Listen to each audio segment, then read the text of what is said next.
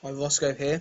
I'm going to do another video today. This isn't going to be a pet battle, but it's just going to be me kind of explaining the most perhaps overpowered teams or combos and things like that in the game, and how potentially they could maybe just get tweaked. I'm not going to hold out any hope that they will, but I can perhaps just explain as to kind of why they're so strong as well. I'll start with my Bone Serpent team. Of all my Bone Serpents, and these poor Eternal Striders are going to kind of get it here. Now, kind of what makes these guys so powerful is they're undead, and then their kind of move set of the Cool Darkness, the Nocturnal Strike, and then the Bone Barrage as well. I mean, all these hit really hard. I mean, this works just against a Aquatic, but yeah, this can hit so hard. It's good against like decoys and things like that because of the multi-attack part of it. And then you've got this dot up. The Cool Darkness hits really hard as well.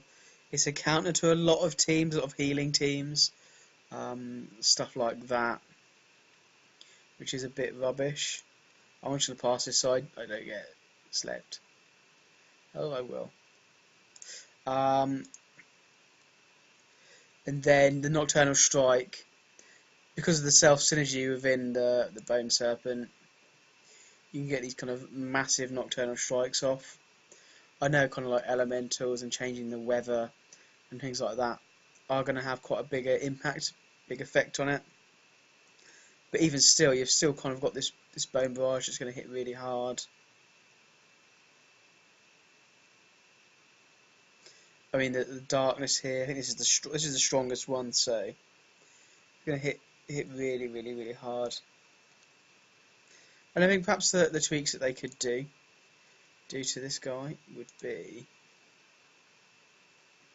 I think if they made, or perhaps just tweaked it so that Death and Decay and Consume were on the same kind of talent or the same kind of options, and then Bone Barrage and Cool Darkness were, I think then that may potentially, you don't want to nerf it to the ground so it's useless, but you could potentially just swap these two over. So then that first kind of move that it's got is a bit kind of lackluster then. I guess that in a way they kind of want something that's spammable to an extent. I mean, Death and Decay is spammable. It's the same kind of cooldown as that. I don't think they should put kind of the Nocturnal Strike, Cool Darkness on the same slot. I don't think that would work. But I think potentially kind of perhaps moving the Death and Decay across to that. It wouldn't kind of make it useless, but it would certainly kind of perhaps bring it more into line. I mean, it's still going to be fairly strong, but it isn't going to be kind of your tier 1 pet. And I get that a lot of people say if you get rid of this tier pet, then something else will potentially come into that kind of niche or so. But I think the Bone Serpent is so common in my meta. It's so hard. I mean, I've got teams like 42 teams, 2 and 23. So I play with it. I play with it myself. So it's not me kind of griefing on the Bone Serpents. The other kind of niche or kind of thing I wanted to focus on was kind of backline healing. Now I've got kind of the 3 most popular, I guess, this guy and Brute or that Singing Sunflower are potentially there, but I guess you generally see this guy or Brute generally with this kind of setup, and then this is kind of really pretty trolly, to be honest. So let's get my Sunlight up.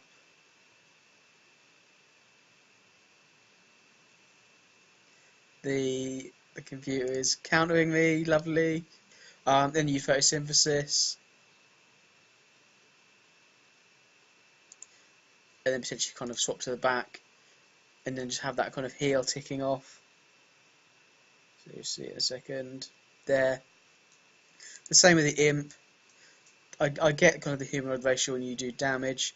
Perhaps when it's on the kind of the back line, you could just reduce kind of perhaps the healing, say 50% of healing on the back line. It's going to stop these teams just going for these really slow kind of 50 round battle kind of things. Let me kill it. Let me kill this one so I can have one that doesn't have a weather change effect. I mean, the Terracons is exactly the same. It is kind of the best pet, only just ahead of the Bone Serpent. But I mean, this one's a similar kind of thing. So you can put this up, got a bit of damage, or just take this so that you can kind of really see how it works. So that's fairly a decent whack of damage there. Swaps to the back, and then I mean these guys are going to heal up pretty much to full there, especially this sunny day as well. So I can just take some damage. Let's get my photosynthesis up, and then you just essentially just cycle through. You know, I've done a little bit of damage. I mean, you can just kind of get these off. Bit more kind of tanky, and I get, yeah, if you have a counter to this team, you're going to do well. I mean, if you have a counter to any of these guys, really, you're obviously going to do well. But it's kind of having a pet where you need a very specific counter almost to win. So Immolation, Imp's going to get healed, and then if I go to the Terraclaw, you just see like this. It's just so much kind of backline healing. Sort of 230-ish there. Didn't see what the Imp had. So I'll get my heal up again.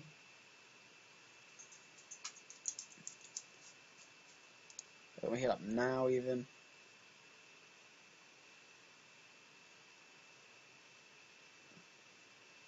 You see 100 there, this big time kind of healing.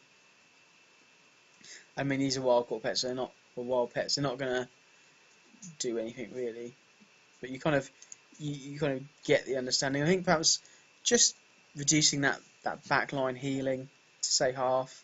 It's not going to kind of make it redundant, but it's going to kind of stop your kind of your sunny day teams. And again, I do play with my Blossoming Ancient, but I don't think I play any sunny day comps with him. No. All Iron Bark, Autumn Breeze, and Stun Seed. Oh, these ones have got sunlight.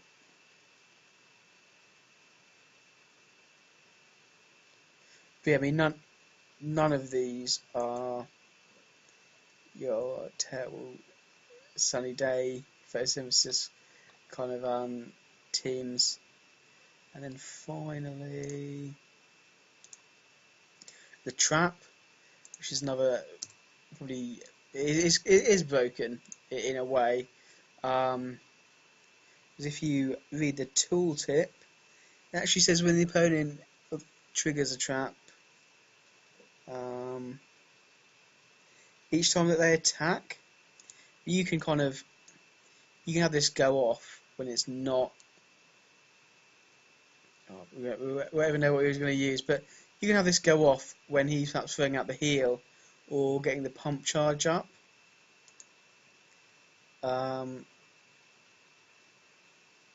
Let's go to my little bag. And yeah, these are the 3 pets with it. I think the Trap has become kind of a bit more prevalent now that you can just buy a pet off the auction house with it. And this guy it seems to be everywhere now. So let's hope we get a kill here.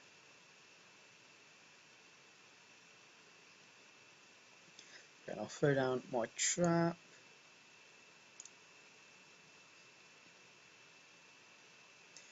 But I think perhaps that the tooltip needs definitely addressing, and maybe if they did change it to it's only when you attacked, I kind of get that you could almost just perhaps stall. I mean, you're not going to stall that much, and it would kind of in a way play to like a sunny day team. But I mean, you generally going to have to attack in those 9 rounds. Let's swap to the pup.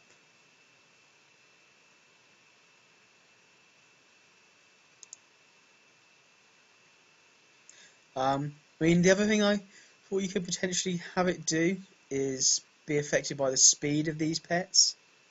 So, if you're quicker, you do kind of, it does go off first. If you're slower, like here, than the original pet, then it goes off kind of in relation to that. Maybe that would be kind of a good idea.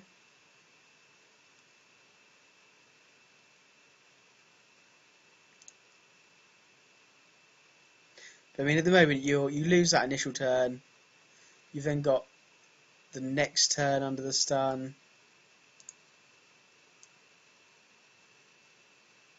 And I mean, the trap is really hard to counter. There's no real way you could do it. I mean, you can run potentially critters, I guess, into it, but then you have to specifically run critters all the time. I mean, I play traps as well, so it's not me saying like these kind of things affect me. It's not me kind of griefing. I've not even queued yet today, so. But I mean, they are just so strong.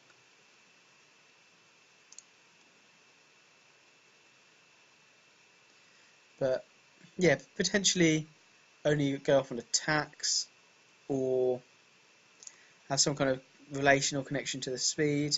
I mean, that's just kind of what I think about these, and I would say that at the moment they're probably the most frustrating. I mean, the traps is probably the strongest, or it can be. I mean, you can get bad RNG. But I mean, the trap is probably the strongest move in the game. There's that Murloc ability, but I mean, it's not as common, and you can kind of like stun off that off the bat, or sleep, or there's ways you can potentially do it, and I guess there's ways of this as well. But it's just so difficult to kind of counter, because you're not kind of countering a player or how they're playing. You're just counting a percentage chance almost with those. But yeah, I guess I just want to know kind of what you guys think. I guess you say, well, they've been like this for ages. They're not going to change, and yeah, I appreciate that. I mean, they may not, but I think just the kind of prevalence of these kind of things in the game. The Haunt, I don't think that's too bad.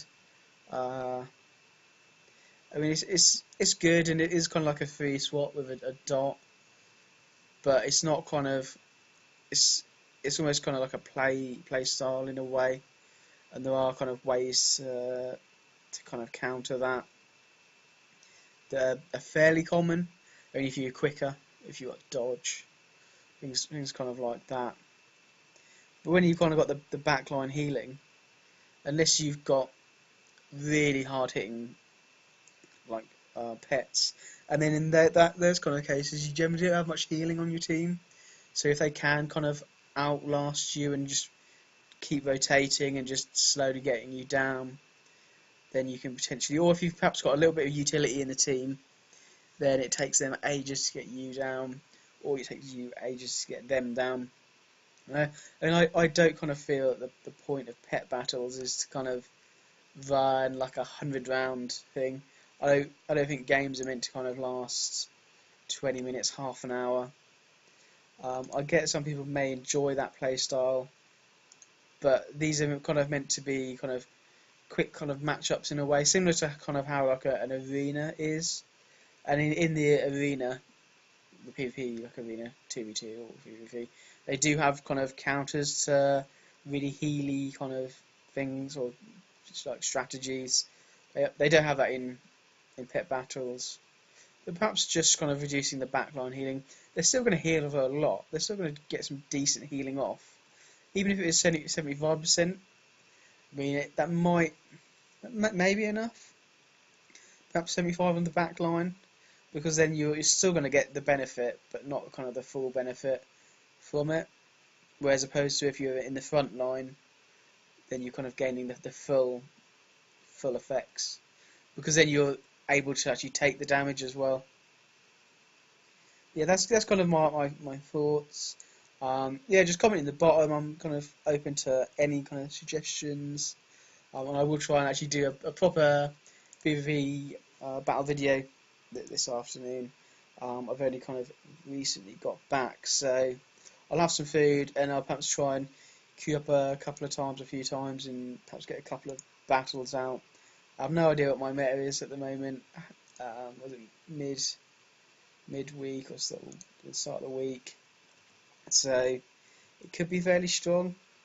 We'll have to see. So yeah, thank you for watching, and yeah, just any kind of comments and things like that. What your kind of opinions on them are, or suggestions as well. It's absolutely kind of, I'm open to see them. I don't expect there to be any changes, but this is just kind of my thoughts on it. Yeah, thank you for watching. I'll see you in the next video.